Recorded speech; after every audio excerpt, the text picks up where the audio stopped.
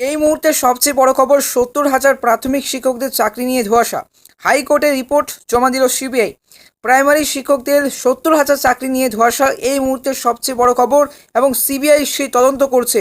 বর্তমানে এই মুহূর্তের সবচেয়ে বড় খবর, পশ্চিমবঙ্গে প্রাথমিক টেট বা প্রাইমারি টেট নিয়ে ফের এক নতুন খবর সামনে আসলো। সবে মাত্র এক সপ্তাহ পেরিয়েছে। গত 22 এপ্রিল কলকাতা হাইকোর্ট বাতিল করেছে 2016 সালের গোটা নিয়োগ প্যানেল, এবং 2016 সালে যে নিয়োগ প্যানেল করেছিল, তবে এখনও পর্যন্ত সেই মামলা কিন্তু সুপ্রিম কোর্টে বিচারাধীন রয়েছে। যার জেরে চাকরি হারিয়ে পথে বসেছেন প্রায় 26,000 জন। শিক্ষক থেকে শুরু করে গ্রুপ সি ও ডি কর্মীরা রয়েছেন তালিকায়।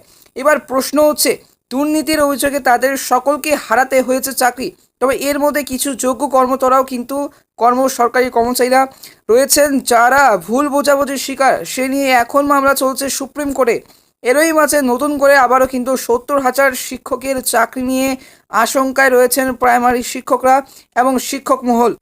দুর্নীতির অভিযোগে তাদের সকলকে হারাতে হয়েছে চাকরি, তবে এর মধ্যে কিছু যোগ্য কর্মকর্তারাও কিন্তু রয়েছেন যারা তবে এই মুহূর্তে সবচেয়ে বড় অভিযোগ, দুর্নীতির অভিযোগে তাদের সকলকে হারাতে হয়েছে চাকরি, তবে এর মধ্যে কিছু যোগ্য কর্মকর্তারা কিন্তু রয়েছেন যারা ভুল বোঝাবুঝির শিকার।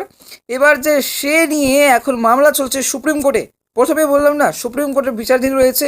এরই মাঝে নতুন করে আবারও ৭০,০০০ শিক্ষকের চাকরি নিয়ে আশঙ্কায় রাজ্যের প্রাইমারি ৭০,০০০ শিক্ষকরা।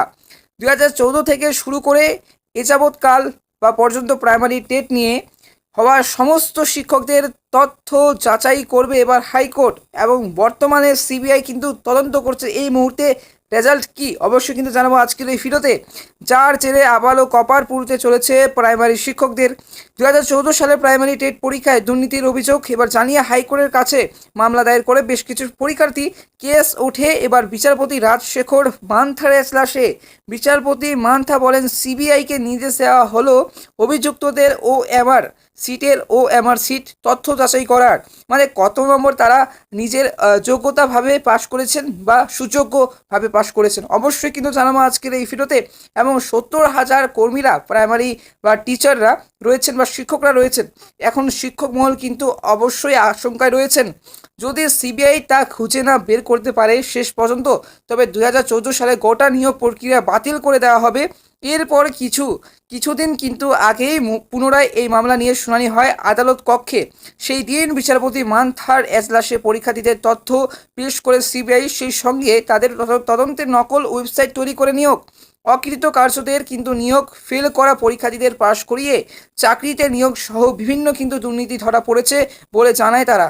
এই ঘটনা শোনার পর সকলের চোখ কপালে কিন্তু ওঠার জোগাড় হয়, ঘাবড়ে যায় আদালত। এবং কারণ 2014 সালের টেট পরীক্ষার উপর ভিত্তি করে 2016, 2020, 2022 নিয়োগ হয়েছে। এমনকি কিন্তু 2024 সালে এই বছরের যে নিয়োগ হবে, তাই যদি 2014 টেট পরীক্ষায় দুর্নীতি পাওয়া যায়, তার জেরে বাতিল হবে এই 4 দফার সমস্ত নিয়োগ প্রক্রিয়া। এবং বাতিল হওয়ার পর 2016 থেকে 20, 20 থেকে 22, 22 থেকে 24 নিয়োগ হবে।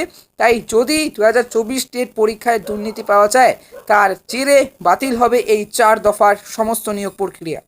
ফলে চাকরি হারাবে কয়েক হাজার প্রাথমিক শিক্ষক বা প্রাইমারি শিক্ষকরা।